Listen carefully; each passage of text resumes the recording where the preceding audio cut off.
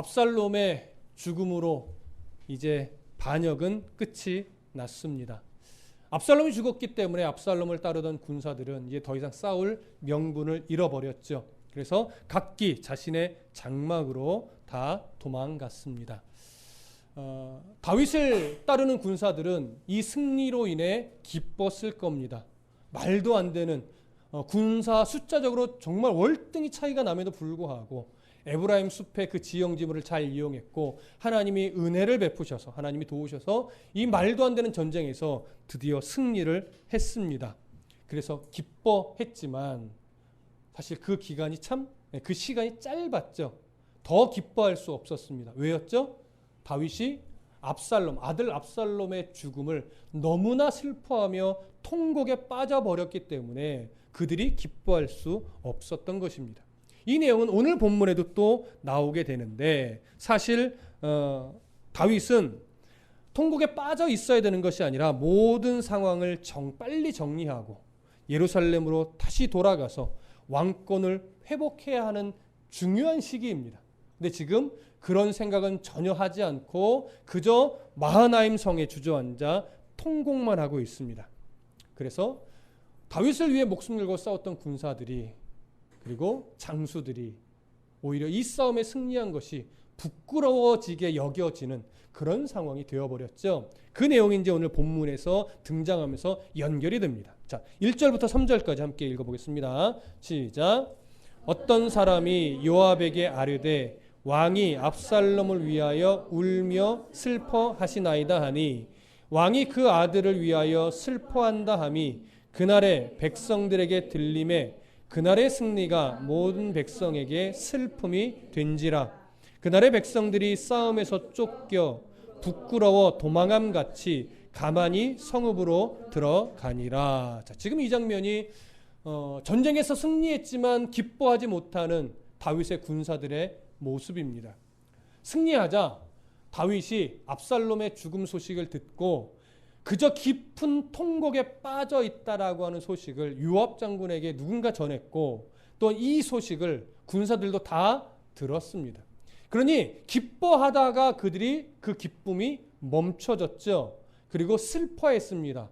마하나임 성읍으로 들어갈 때 사실은 승리의 개선 행진곡을 부르며 당당하고 멋지게 들어갔어야 하는데 오히려 이들은 패배자처럼 조용히 부끄러운 것처럼 그렇게 들어갈 수밖에 없었습니다.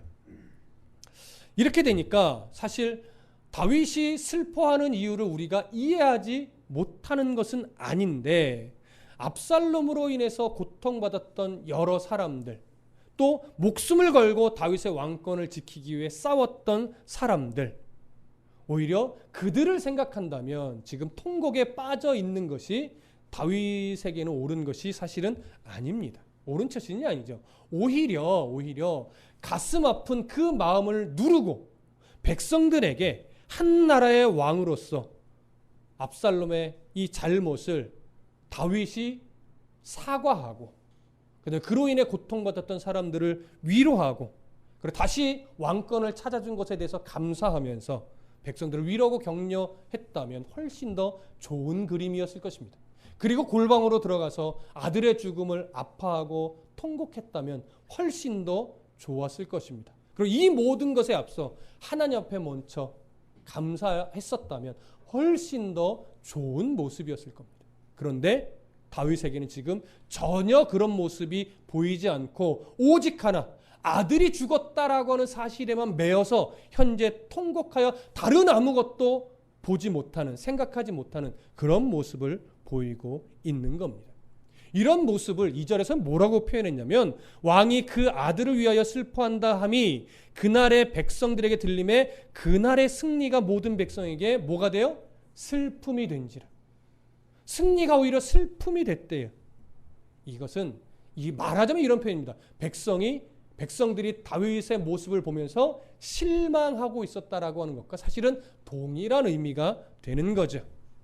기뻐하고 싶었는데 왕 때문에 다윗 때문에 기뻐하지 못했다라고 하는 겁니다. 자, 이 모습을 이제 요압 장군이 보고 아마도 충언을 하게 되는 모습이 이제 나타나는데 그 내용을 보시죠. 4절부터 7절까지 함께 읽겠습니다. 시작. 왕이 그의 얼굴을 가리고 큰 소리로 부르되 내 아들 압살롬아 압살롬아 내 아들아 내 아들아 하니 요압이 집에 들어가서 왕께 말씀드리되 왕께서 오늘 왕의 생명과 왕의 자녀의 생명과 첩첩과 비빈들의 생명을 구원한 모든 부하들의 얼굴을 부끄럽게 하시니 이는 왕께서 미워하는 자는 사랑하시며 사랑하는 자는 미워하시고 오늘 지휘관들과 부하들을 멸시하심을 나타내심이라. 오늘 내가 깨달으니 만일 압살롬이 살고 오늘 우리가 다 죽었다면 왕이 마땅히 여기실 뻔하였나이다. 이제 곧 일어나 나가 왕의 부하들의 마음을 위로하여 말씀하옵소서. 내가 여호와를 두고 맹세하옵나니 왕이 만일 나가지 아니하시면 오늘 밤에 한 사람도 왕과 함께 머물지 아니할지라. 그리하면 그 화가 왕이 젊었을 때부터 지금까지 당하신 모든 화보다 더욱 심하리이다 하니. 자, 다윗은 마음을 진정시키지 못하고 계속해서 통곡에만 빠져 있었습니다. 깊은 슬픔에 계속 빠져 들어가고 있는 거죠. 그런 다윗의 모습을 얼굴을 가리고 슬퍼했다고 합니다. 이런 당시 얼굴이란 표현은 그 한 사람의 명예와 또 전 인격을 대변하는 그런 표현이었습니다. 그러니 지금 얼굴을 가리고 큰 소리로 통곡하고 있다라고 하는 것은 자신의 극한 슬픔, 수치 이것을 밖으로 그냥 드러내고 있다라고 하는 거예요. 억누를 수 없는 슬픔에 잠겨 있는 거죠. 근데 문제는 뭐예요? 억누를 수 없는 이 슬픔에 잠겨서 뭘 못 봐요? 백성의 이 안타까움을 보지 못해요. 또 하나님의 마음을, 또 하나님의 뜻을 전혀 보지 못해요. 이거는 굉장히 중요한 겁니다. 우리들의 삶을 돌아보면 사실 이해할 수 없는 일들이 수없이 많습니다. 아픈 일, 슬픈 일, 때로는 이해할 수 없이 황당한 일, 때로는 야, 나에게 이렇게 좋은 일이 일어날 수 있나? 이런 일도 있을 수 있죠. 근데 문제는 뭐냐면 그 상황에 내가 매이면 뭘 못 봐요? 하나님을 못 봐요. 날 사랑하고 날 위해 기도하는 주변 사람들의 기도를 보지 못해요. 그러면 그 사람은 그 환경으로 인해서 하나님의 뜻에 가깝게 갈까요? 하나님의 뜻과 전혀 다른 길로 가게 될까요? 하나님의 뜻과 전혀 다른 길로 가게 되는 거예요. 지금 다윗의 모습이 꼭 그렇습니다. 자신이 마땅히 해야 될 업무들이 눈앞에 산재해 있는데 지금 전혀 그 일에 다윗은 마음을 두지 못하고 있는 거예요. 만약에 다윗의 이런 상태가 계속된다면 백성들은 분명 다윗을 외면하게 될 수도 있을 것입니다. 이런 다윗은 지금 할 일이 참 많습니다. 백성들을 위로해야 되죠. 어그러졌던 국정을 회복해야 되죠. 갈라졌던 이스라엘의 민심을 다시 하나로 봉합해야죠. 이런 일들이 금방 되지 않습니다. 굉장히 시급하지만 굉장히 여러 시간이 필요한 일입니다. 그런 일들을 지금 빨리 시작해도 부족할 시간인데 아들을 잃은 슬픔에만 지금 빠져 있는 거예요. 그래서 이것을 보고 있던 요압이 이제 충언을 하게 되는데 5절에 보면 이렇게 충언합니다. 요압이 집에 들어가서 왕께 말씀을 드리되 왕께서 오늘 왕의 생명과 왕의 자녀의 생명과 첩첩과 비빈들의 생명을 구원한 모든 부하들의 얼굴을 부끄럽게 하시니. 그럼 이게 무슨 말입니까? 만일 압살롬이 승리했다면 다윗뿐만 아니라 그의 자녀들, 첩들, 비빈들이 살아있을까요? 당시 문화는 다 죽이는 겁니다. 한 사람도 살려주지 않습니다.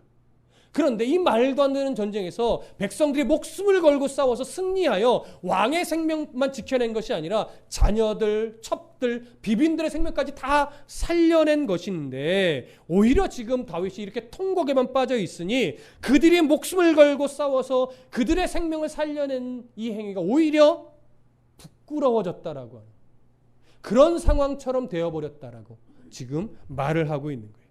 그러면서 6절에서 이렇게 또 말하죠. 이는, 지금 이런 모습은 왕께서 미워하는 자는 사랑하시며 사랑하는 자는 미워하시고 오늘 지휘관들과 부하들을 멸시하심을 나타내심이라 오늘 내가 깨달았으니 만일 압살롬이 살고 오늘 우리가 죽었다면 왕이 마땅히 여기실 뻔하였나이다. 여러분 이거 무슨 말씀인지 이해되십니까? 쉽게 얘기하면 이겁니다. 지금 압살롬이 죽고 많은 부하들이 목숨을 걸고 싸워서 승리했는데 왕이 이렇게 통곡하는 것을 보니 만일 압살롬이 살고 다윗을 위해 목숨을 걸고 싸우던 모든 사람이 죽었다라면 다윗은 이렇게 울지 않았겠지요. 이것을 자기만 생각하는 것이 아니라 누구도 생각하고 있다라고 하는 거예요. 백성들도 생각하고 있다라고 하는 거예요. 그러니까 이때 다윗이 지금 바르게 행동하지 않으면 백성들의 마음이 다 왕에게서 어떻게 될 수 있다는 거예요. 다 떠나갈 수 있다라고 하는 거지. 그래서 7절에 이렇게 말합니다. 이제 곧 일어나 나아가 왕의 부하들의 마음을 위로하여 말씀하옵소서. 내가 여호와를 두고 맹세하옵나니 왕이 만일 나가지 아니하면 오늘 밤에 한 사람도 왕과 함께 머물지 아니할지라 그리하면 그 화가 왕이 젊었을 때부터 지금까지 당하신 모든 화보다 더욱 심하리이다. 무슨 의미인지 이해되시겠죠?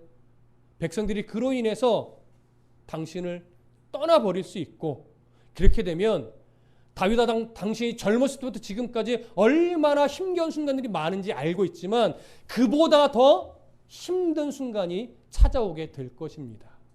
쉽게 얘기하면 빨리 정신 차리십시오. 다윗은 지금 이 요압의 충언을 듣고 정신을 바짝 차리게 된 것 같습니다.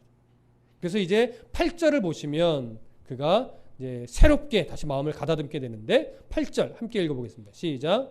왕이 일어나 성문에 앉음에 어떤 사람이 모든 백성에게 말하되 왕이 문에 앉아 계신다 하니 모든 백성이 왕 앞으로 나아오니라. 이스라엘은 이미 각기 장막으로 도망하였더라. 요압의 충언으로 인해서 정신을 바짝 차리게 된 다윗은 결국 슬픈 마음을 억누르며 가까스로 정리를 합니다. 그리고 성문에 앉았다고 합니다. 여러분 성문에 앉았다라고 하는 것은 재판장의 입장에서 보면 재판을 시작했다는 의미지만 왕의 입장에서 성문에 앉았다라고 하는 것은 이제 정상적으로 자기 업무에 들어갔다는 얘기고 이 당시 상황으로 들어가면 이제 성문에서 백성들을 뭐하기 시작했다는 거예요. 위로하기 시작했다라고 하는 거예요. 그들이 기뻐할 수 있도록 칭찬하고 위로하고 격려하기를 시작했다라고 하는 겁니다. 그래서 모든 백성이 왕 앞으로 나왔다라고 했죠. 이제 다윗 왕이 그 슬픔에서 벗어났구나 하면서 이 승리를 함께 기뻐하기 위해 왕 앞으로 모여든 거예요. 그러니까 지금 백성들이 그래도 아직 실망하지 않고 다윗 왕을 바라보고 있었던 거죠. 조금만 더 시간이 늦었어도 어쩌면 다윗에게서 마음을 그랬을 수도 있습니다. 자, 지금 이 장면을 가만히 생각해 보시면 어떤 장면과 비교가 되냐면 압살롬이 반역을 준비할 때 백성들의 마음을 어디서 훔쳤죠? 성문 가까이에서 훔쳤어요. 물론 여기 성읍은 아닙니다. 하지만 성문 가까이에서 백성들의 마음을 오랜 시간 동안 훔쳐서 반역을 일으켰던, 그래서 백성들의 마음을 다윗은 빼앗겼던 것이죠. 그렇게 빼앗겼던 마음을 지금 성문에서 다시 회복하고 되찾고 있는 중에 있습니다. 바로 그 비교를 잠시 여기서 발견할 수 있습니다. 그러나 이 장면에 오기까지 여러분 다윗에게서 어떤 멋진 모습, 우리가 알고 있던 다윗의 그 멋지고 용맹하고 하나님 앞에 공의롭고 순전하고 이런 모습은 발견하기 어렵습니다. 그래서 우리가 안타까운 거죠. 만일 하나님이 다윗에게 약속한 신실한 그 약속을 하나님이 지켜내지 않으셨다면 다윗은 아마 이 자리까지 오지도 못했을 것입니다. 그러니까 다윗이 될 수 있었던 것은 사실 다윗의 믿음이라든가 다윗의 공의로움이라든가 다윗에게 있어서의 왕으로서의 자질이라든가 거기에 있지 않는다는 사실을 우리가 계속해서 확인이 됩니다. 지금 이 자리까지 이렇게 올 수 있었던 것은 하나님께서 다윗을 지켜내셨기 때문에 가능했던 것임을 우리가 한 번 더 확인을 합니다. 자, 그리고 나서 성경은 한 가지를 더 증언하죠. 이스라엘은 이미 각기 장막으로 도망하였더라. 아까도 언급을 했지만 압살롬이 죽은 이후에 그 압살롬을 따르던 군사들은 더 이상 싸울 명분이 사라진 겁니다. 그래서 죽음을 면키 위해 속히 자신들의 장막으로 도망을 간 것이죠. 이로써 압살롬의 군대는 자연스럽게 해산이 된 겁니다. 사실 남과 북의 사람들을 기준으로 본다면 정말 많은 숫자가 다윗을 배신하고 압살롬을 따랐었습니다.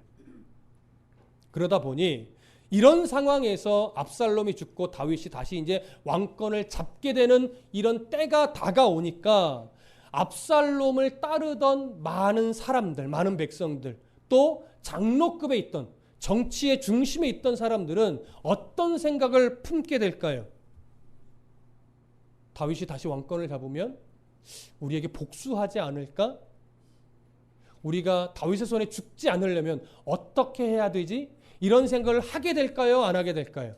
당연히 하게 되죠.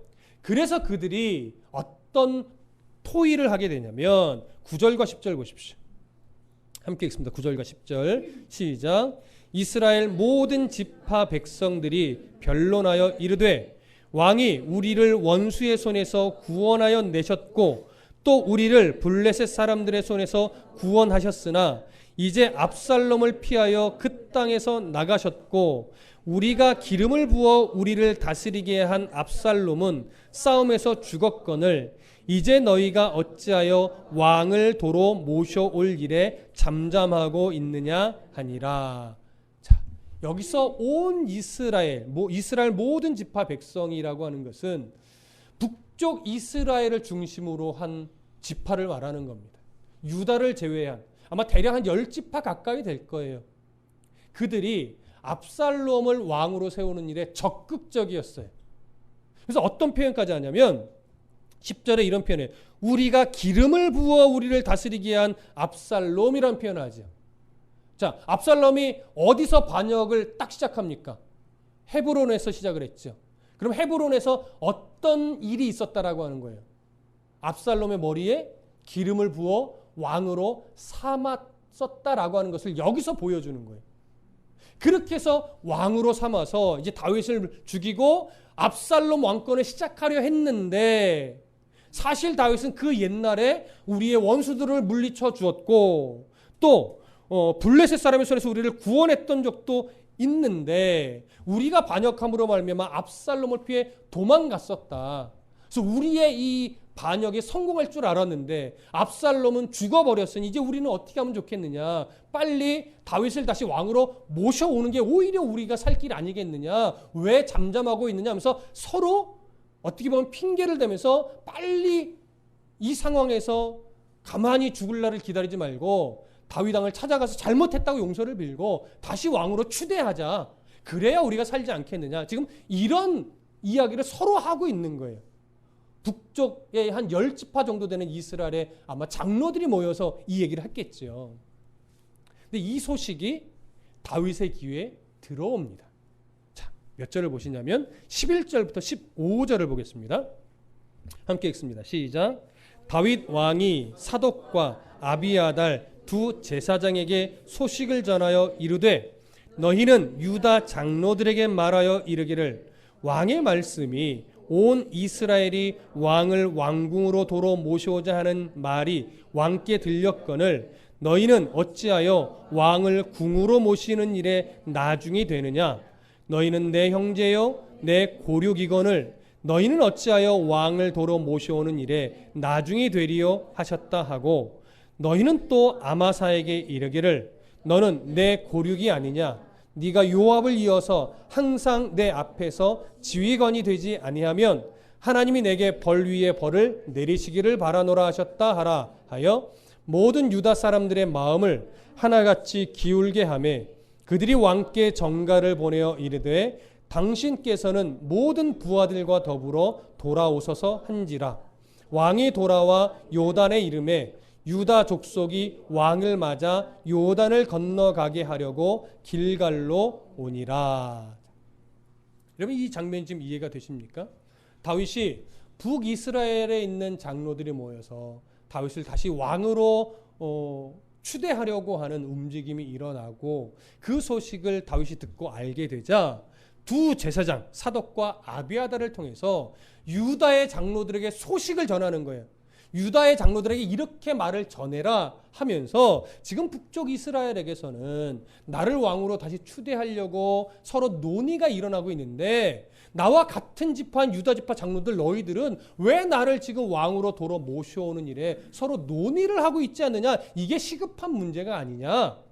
이 얘기를 하는 거예요. 이 말을 전달시키는 거죠. 그래서 또 하나 전달을 시켜요. 13절을 보면 너는 또 아마사에게 이르기를. 아마사가 누구예요? 기억나십니까? 압살롬의 반역할 때 압살롬의 군대 장관으로 세움받았던 인물이에요. 유다 지파 사람입니다.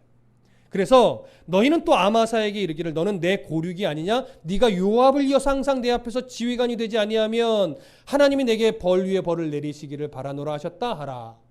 아마사를 요압 대신에 뭘로 삼겠다라고 하는 거예요? 다윗 군대의 군대 장관으로 삼겠다라고 말하는 거예요. 왜 이렇게 말했냐면 유다의 장로들이 혹여나 다윗을 왕으로 또 세우면 자신들에게 복수를 하려면 어떡하지? 이런 생각을 가질 수 있단 말이에요. 그러니까 나는 너희들의 생명을 해하지 않을 거야. 걱정하지 마. 내가 대신 너희들의 마음을 안심시켜주기 위해서 아마사를 군대 장관으로 세워줄게. 이렇게 그들의 마음을 자신에게로 돌이키기 위한 회유책의 일환으로 아마사를 군대 장관으로 세우겠다는 말까지 함께 전하는 겁니다. 근데 여기에는 다윗의 또 다른 마음 하나가 있을 수 있어요. 그게 뭐냐면 여러분 다윗에게 있어서 요압은 참 필요한 존재이면서도 불편한 존재이기도 합니다. 다윗에게 충성하는 인물이긴 한데 때로는 다윗의 말을 어기고 자기의 뜻대로 자기의 감정대로 행하는 모습이 꽤 있어요. 그리고 요압이 지금 충원함으로 정신을 차리기는 했지만 그것이 고맙긴 하지만 요압은 다윗에게 이런 말을 할 정도라는 것은 다윗이 요압에 있어서 뭔가 불편함을 또 느낄 수 있다라고 하는 것도 돼요. 그래서 한편으로는 요압을 좀 견제하려고 하는 마음도 있었을 것으로 보여집니다. 그래서 요압을 군대 장관의 자리에서 어떻게 보면 은퇴시키는 거예요. 그리고 아마사를 그 자리로 올리는 거예요. 나중에 말씀드리겠지만 아마도 요압은 이때 마음이 많이 불편했을 가능성이 있습니다. 그래서 나중에 요압과 다윗의 관계가 좀 껄끄러워지는 이런 모습도 이제 나타나는데 그건 이제 나중에 우리가 보게 될 것이고 이렇게 소식을 전하자 유다의 장로들은 다윗의 뜻을 수용했어요. 그래서 다시 전가를 보냅니다. 이제 우리가 당신을 왕으로 모실 테니 빨리 다른 백성들을 데리고 함께 예루살렘으로 돌아오십시오. 우리가 맞이하겠습니다. 이렇게 소식을 보내자 다윗은 따르던 무리들과 함께 예루살렘으로 돌아오게 됩니다. 이제 요단을 건너면 이제 예루살렘으로 가게 되는데 요단 앞까지 지금 왔어요. 그래서 요단을 건너면서 많은 사람들이 다윗을 맞이하러 나오는데 그 장면은 다음 시간에 우리가 확인을 할 것이고 오늘은 무엇을 좀 확인을 해야 되냐면 여러분 지금 압살롬은 다윗을 향하여 반역을 저지른 거예요. 역모를 저지른 거죠. 근데 역모가 성공했어요? 실패했어요? 사실 실패한 거예요. 실패했으면 다윗이 이런 거 연락 보내지 않고 그냥 예루살렘으로 돌아와서 원래대로 왕으로서의 일을 이어가면 되지 않을까요? 굳이 북쪽 10지파가 다시 왕으로 모셔야 되지 않느냐 이런 이야기를 나눠야 되고 또 유다에게 보내서 이 북쪽에서는 이런 논의가 있는데 너희는 왜 나를 다시 왕으로 모실 생각을 안 하고 있느냐? 이런 이야기를 꼭 굳이 전달할 필요가 있을까요? 그냥 돌아가면 되죠. 어차피 왕이었고 잠시 반란을 일으켰지만 사실 얼마 지나지도 않았단 말이에요. 자, 왜 다윗이 지금 이 과정을 거치냐면 제가 그래서 좀 전에 그 말씀 드렸어요. 북쪽 10지파가 헤브론에서 압살롬의 반역에 동조할 때에 거기서 압살롬에게 뭘 했어요? 머리에 기름을 부었어요. 물론 하나님의 뜻에 의해 부어진 것은 절대 아닙니다. 사람의 뜻에 의해 사람의 방법으로 머리에 기름을 부은 것이지만 이스라엘에게 있어서 누군가의 머리에 기름을 부어서 왕으로 세웠다라고 하는 것은 그 이전의 왕의 왕권이 종식되었음을 의미하는 거예요. 그러니까 다윗에게는 현재 왕으로서의 명분이 있을까요? 없을까요? 없어요. 기름을 안 붓고 반란을 일으킨 거면 약간 이야기가 달라지는데 기름을 부어버렸단 말이에요. 그들이 이스라엘의 대표 자격으로. 그래서 이 상황은 다윗이 그냥 예루살렘으로 입성한다고 되어질 문제가 아닌 거예요. 다윗이 예루살렘으로 입성할 분명한 명분이 서야 되는데 아직 아무도, 얼마 되진 않았지만 아직 아무도 다윗을 다시 왕으로 모셔 기름 부으려고 하는 움직임이 있어요, 없어요? 없는 거예요. 이러면 못 갑니다. 이 명분 싸움이기 때문에. 그래서 북쪽에서 이런 움직임이 있다는 것은 다윗에겐 좋은 빌미가 된 거예요. 그래서 다윗은 이왕이면 본래 자기가 유다 지파 사람을 통해서 왕이 되었었기 때문에 그들을 먼저 등에 업는 것이 자기에겐 너무 더 좋다라고 판단을 하고 유다 지파에 의해 왕으로 추대되어 다시 예루살렘으로 입성하기 위해 이 소식을 살짝 유다 지파 장로들에게 흘린 거죠. 니들이 나를 왕으로 세우는 일에 주도해야 되지 않겠느냐. 여러분 잘 보세요. 이게 다윗의 정치적인 수단이에요. 그렇게 해서 정치적으로 유다 장로들의 마음을 자기에게로 옮기게 해서 그들의 손에 의해 왕으로 다시 추대받으려고 했던 겁니다. 자, 이렇게 해서 예루살렘으로 가는데 그렇다면 여기서 다윗이 정말 놓치고 있는 게 뭘까요? 다윗이 왕권을 현재 뺏기게 된 것은 다윗이 도망가는 길에 고백했듯이 누구에 의해 지금 왕권을 잠시 빼앗긴 거예요? 하나님에 의해. 자기가 징계를 받는다고 고백했잖아요. 하나님의 뜻에 의해 왕권을 빼앗겼다면 왕권을 회복하는 일도 누구의 손에 의해 되어져야 됩니까? 하나님의 손에 의해 왕권이 회복되어야죠. 근데 다윗은 지금 왕권 회복을 위해 하나님께 무릎을 꿇어요, 안 꿇어요? 안 꿇어요. 이걸 보셔야 돼요. 자기의 정치적인 수단을 지금 부리고 있다고요. 하나님 앞에 먼저 나아가야죠. 그런데 그 이전에 북이스라엘의 장로들부터 남유다의 장로들 또 요압이 왕 다윗에게 충원하는 이 모든 과정 속에 하나님 앞에 영광 돌리고 하나님 앞에 감사하고 하는 모습이 있나요? 없어요. 다윗은 있나요? 없어요. 그러면 하나님께서 지금 다윗이 유다 장로들에게 소식을 전하여 예루살렘으로 입성하기 위해 가는 이 걸음걸음을 하나님이 기뻐하실까요? 기뻐하지 않죠. 왕이 못되게 막는 것은 아니지만 그 걸음이 절대 기뻐하는 걸음이 아닙니다. 지금 하나님이 이 걸음을 막지 않는다고 해서 하나님이 이 걸음을 인정한다라고 보지 마십시오. 아직 하나님이 뭐 하시는 중일까요? 지켜보시는 중이에요. 왜 어느 누구도 이 상황을 하나님 중심으로 판단하여 하나님께 감사해야 된다고, 하나님께 뜻을 먼저 물어야 된다라고 충원하는 사람이 왜 없느냐 이거죠. 다윗 너는 왜 생각하지 못하냐 이거죠. 그렇게 도망갈 때는 하나님께 징계받는 것이다라고 하나님 중심으로 생각해 놓고 왜 내가 승리를 주고 나니까 너는 압살롬의 죽음만 보이고 이 상황을 이끌어가는 나는 못 보냐 이거죠. 압살롬의 죽음에 대해서 아파하는 다윗의 마음 하나님이 이해 못하실까요? 알죠. 그러나 그렇게 상황을 이끌어내시고 허락하신 그 하나님의 중심을 먼저 볼 수 있어야죠. 그것이 지금 다윗을 끌어가시는 하나님인데 다윗은 무엇 때문에 못 봐요? 상황에 매여서 못 보는 거예요. 압살롬이 죽었다라고 하는 개인적인 상황, 왕권을 빨리 회복해야 된다라고 하는 어떤 정치적인 상황, 이런 것들을 바라볼 때 하나님 중심의 시선으로 한 번만 바라봤더라도 이렇게 하나님과 상관없이 움직이진 않았을 겁니다. 근데 이 모든 것을 승리를 주고 나니까 자꾸 누구 중심으로 봐요? 자기 중심으로 봐요. 자기 중심으로. 그러니까 하나님께 영광 돌림도 없고 가는 길에 하나님의 뜻을 묻지도 않고 자기 수단을 쓰고 있는 다윗의 이런 어처구니없는 모습이 소리 없이 우리에게 외치고 있는 모습인 거예요. 여러분, 오늘 우리의 인생이 비슷합니다. 여러분, 어느 때, 죄송합니다. 우리 교회는 막 새벽 예배를 강조하는 교회는 아닌데, 여러분들이 예전에 뜨겁게 새벽 예배 드릴 때를 한번 생각해 보십시오. 어떨 때입니까? 모르긴 몰라도 뭔가 힘든 상황이었을 겁니다. 하나님 아니면 이 답이 없다라고 여겨지는 그때 참 뜨겁게 아무리 하루가 힘들어도 새벽에 나와 하나님께 부르짖었겠지요. 그런데 그 상황이 조금 지나서 이제 조금 삶이 안정되면 그 열심이 나올까요? 안 나올까요?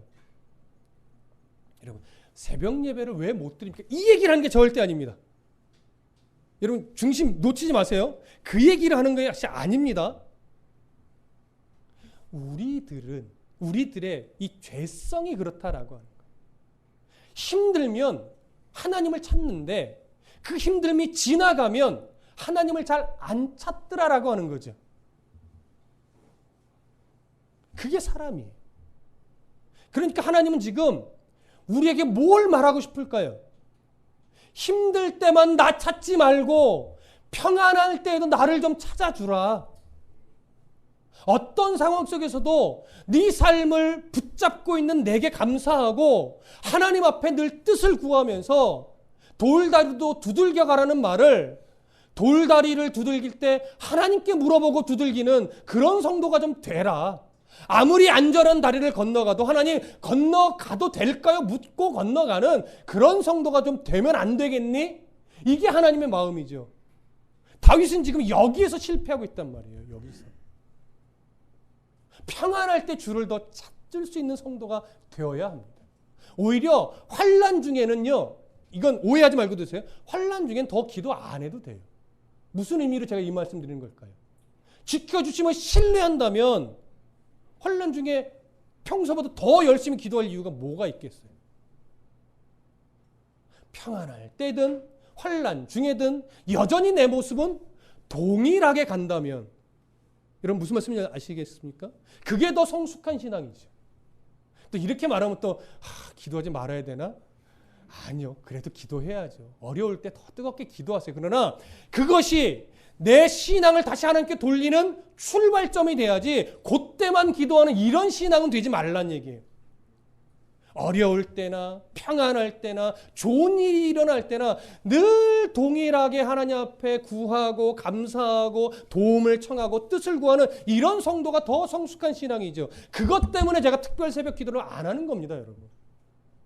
여러분 특별 새벽 기도 필요 없어요. 이 얘기를 하는 것이 아니라 특별 새벽 기도는 제가 바라보는 특별 새벽 기도는 그때만 기도 열심히 하는 척하는 것 같이 보이는 거예요. 특별 새벽 기도 때나 평상시나 기도가 다르면 될까요? 안 될까요? 안 되죠. 왜 특별 새벽 기도 때는 막 자리가 없도록 메어지고 특별 새벽 기도 아니면 앉아있는 사람을 찾아보기 힘든 이런 교회가 되어야 합니까? 많은 교회가 그래요. 특별 새벽 기도 한번 딱 하지요? 제가 부교육자 때 뭐 했는지 아세요? 출석부에 도장 찍느라고 바빴어요. 그리고 성도들의 목표는 이거예요. 이번 특별 새벽 기도는 개근해서 상 받아야지. 이것이 불씨가 돼서 늘 기도하는 삶을 살아가야 되겠다. 이렇게 고백하는 소리를 들어본 적이 없어요. 목사님도 뭐 하는 줄 아십니까? 이번 특별 새벽 기도 개근하시는 분에겐 이 상을 드리겠습니다라고 하면서 하나님과의 교통을 강조하지 않고 뭘 강조해요? 100% 참석하게 하려고 상품만 강조한다고요. 그래서 상품이 보잘것없으면 개근율이 적고 상품이 좀 욕심나면 개근하고 왜 그렇게 하는지는 이해되지만 그냥 이해할 뿐이지 옳지 않습니다, 여러분. 힘들 때나 기쁠 때나 특별한 일 없을 때나 하나님 앞에 기도하며 나가는 태도는 동일해야죠. 여러분 무슨 의도로 말씀드린지 아시겠습니까? 동일해야 돼요. 그게 하나님의 사람이에요. 다윗은 지금 이것에 실패하고 있단 말이에요. 이것에. 그러나 하나님이 이런 다윗을 포기하지 않기 때문에 결국은 우리가 존경하는 다윗이 되게 만드시죠. 오늘 우리에게도 그런 신앙을 갖게 하려고 하나님이 저를 통해 은혜를 먼저 주시는 거예요. 그래서 여러분들 그래서 전하는 거죠. 여러분, 여러분들만큼은 힘들 때 기도하는 모습이든 정말 뭔가 잘 됐을 때 기도하는 모습이든 그냥 별 탈 없이 평범하게 일상을 살아갈 때의 모습이든 똑같았으면 좋겠습니다. 저는 힘들 때라고 막 더 뜨겁고 잘 될 때는 막 너무 흥분하고 평상시에는 뭐 그냥 뜨뜻미지근하고 이런 신앙이 아니라 늘 하나님이 동행하심으로 말미암아 힘들 때는 신뢰함으로 평상시와 똑같고 평안할 때는 그래도 하나님이 내 삶에 이런 안정감을 주셔서 감사합니다 하면서 또 늘 똑같고 행복하고 너무 좋은 일이 생기면 하나님이 뭔가 뜻이 나한테 있으시나 보다 왜 이걸 주실까 잘 써야지 하면서 평상시와 또 똑같고 이렇게 그냥 어떤 상황과 어떤 형편에 있든지 똑같은 신앙이 되십시오. 신뢰함으로 인해서 뜨뜻미지근해서 똑같으라는 말이 아니라 하나님을 굳건하게 신뢰하기 때문에 힘들 때나 평상시나 좋은 일이 있을 때나 똑같은 모습의 신앙이 되셨으면 좋겠습니다. 늘 하나님의 뜻을 구하고 하나님께만 마음을 두고 돌다리도 기도하며 건널 수 있는 그런 성도가 되시기를 간절히 축복합니다.